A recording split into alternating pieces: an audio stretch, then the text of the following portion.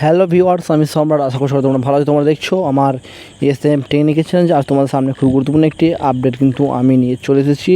এবং যে সকল ব্যক্তিদের প্রধানমন্ত্রী আবাস যোজনা প্রকল্পের নাম রয়েছে এবং তাদের জন্য খুবই খারাপ খবর হতে চলেছে। এবং যে সকল ব্যক্তিদের প্রধানমন্ত্রী আবাস যোজনা প্রকল্পের নাম রয়েছে এবং সকল ব্যক্তি কিন্তু ইতিমধ্যে এবং টাকা পাবে না বলে এমনটাই কিন্তু ঘোষণা করেছেন এবং নবান্ন সূত্রে খবর, এবং সেই বিস্তারিত তোমাদেরকে এই ভিডিওর মাধ্যমে জানাবো। এবং এছাড়াও ইতিমধ্যে জানিয়ে দিয়েছে যে তোমাদের কত তারিখের মধ্যে এবং ফার্স্ট পেমেন্ট দেওয়া হবে বা প্রথম টাকা দেওয়া হবে, প্রথম কিস্তি টাকা, সেটাও কিন্তু জানিয়েছে এবং রাজ্য কিন্তু সিদ্ধান্ত নিয়েছে এবং সেটা তোমাদেরকে জানাবো এই ভিডিওর মাধ্যমে। তোমরা এখানে দেখতেই পাচ্ছ আবাস যোজনা বা আবাস নিয়ে বড় সিদ্ধান্ত রাজ্যের। এটি কিন্তু পুরোপুরি তোমাদের TV9 বাংলা থেকে কিন্তু দেখাচ্ছি তোমাদেরকে। দেখতে পাচ্ছ আবাস যোজনা এবং একটি গাইডলাইন কিন্তু প্রকাশিত হয়েছে। দেখতে পাচ্ছ যাদের 3 চাকার গাড়ি এবং 3 থেকে 4 চাকার গাড়ি রয়েছে এবং বা 3-4 চাকার কৃষি যন্ত্র রয়েছে এবং সেই সকল ব্যক্তিরা কিন্তু টাকা থেকে বঞ্চিত হবে বা টাকা পাবেন না।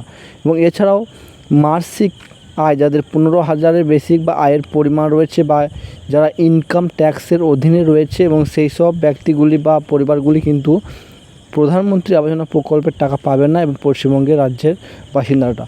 এবং তারপর দেখতে পাচ্ছি এখানে কলকাতা কেন্দ্রের টাকা বরাদ্দ করেনি এবং কেন্দ্রের টাকা কিন্তু বরাদ্দ করেনি এবং তাই রাজ্য সরকারের পূর্বে ঘোষণা মতো ডিসেম্বর থেকে আবাস যোজনার টাকা কিন্তু দেওয়া শুরু হবে বলে কিন্তু আমাদের মাননীয় মুখ্যমন্ত্রী মমতা বন্দ্যোপাধ্যায় কিন্তু জানিয়েছেন। তোমরা সকলে কিন্তু জানো।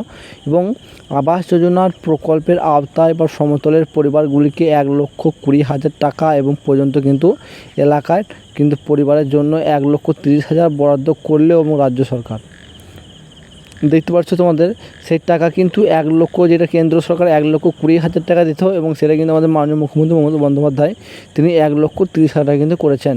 এবং বুধবার নবান্নের মুখ্য সচিব মনোজ পন্থের বা নেতৃত্বে সংশ্লিষ্ট সমস্ত দপ্তরের সচিবদের সঙ্গে বৈঠক হয়।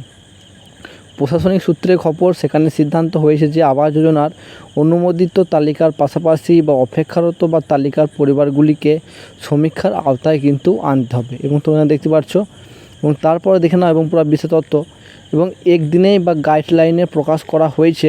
এবং দেখতে পাচ্ছ গাইডলাইনে প্রকাশ করা হয়েছে যাদের 3 চাকার গাড়ি রয়েছে এবং বা 3-4 চাকার কৃষিযন্ত্র রয়েছে এবং তাদেরকে কিন্তু বঞ্চিত করা হবে বা টাকা দেওয়া যাবে না।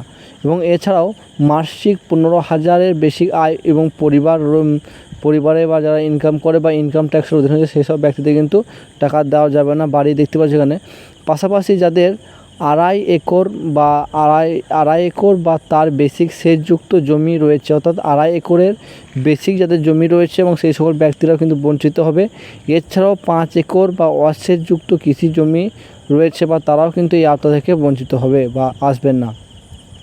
অর্থাৎ যাদের নাম আবাস যোজনার তালিকায় রয়েছে তারা আদৌ কি বাড়ি পাবে কি না পাবে এবং সে খতিয়ে দেখতে বা SOP বা তারাও কিন্তু খতিয়ে দেখছে এবং টাকা দেওয়ার হবে এবং 2 মাস পরে কিন্তু তাদের কিন্তু টাকা দেওয়া হবে এবং এটা কিন্তু জানাচ্ছে। এবং এছাড়াও তো আমাদের দেখেন গুরুত্বপূর্ণ আপডেটটি 21 অক্টোবর থেকে 30 অক্টোবর পর্যন্ত বাড়ির সমীক্ষা কিন্তু করবে। তোমরা দেখতে পাচ্ছ সেপ্টেম্বরে কিন্তু 15 সেপ্টেম্বর থেকে কিন্তু সমীক্ষার কাজ কিন্তু শুরু হয়েছে এবং তোমাদের 30 অক্টোবর পর্যন্ত কিন্তু সমীক্ষার কাজ চলবে।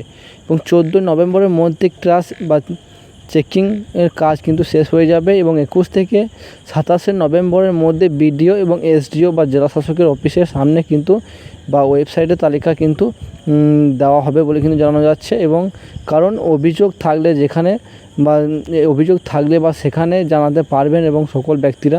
এবং 13 ডিসেম্বরের মধ্যে জেলা স্তরের বা কমিটির তালিকাগুলি অনুমোদন করে দেবে এবং 20 ডিসেম্বরের মধ্যে কিন্তু টাকা দেওয়া শুরু হয়ে যাবে বলে কিন্তু জানানো যাচ্ছে এবং প্রত্যেকটি গরিব মানুষ টাকা পেয়ে যাবে।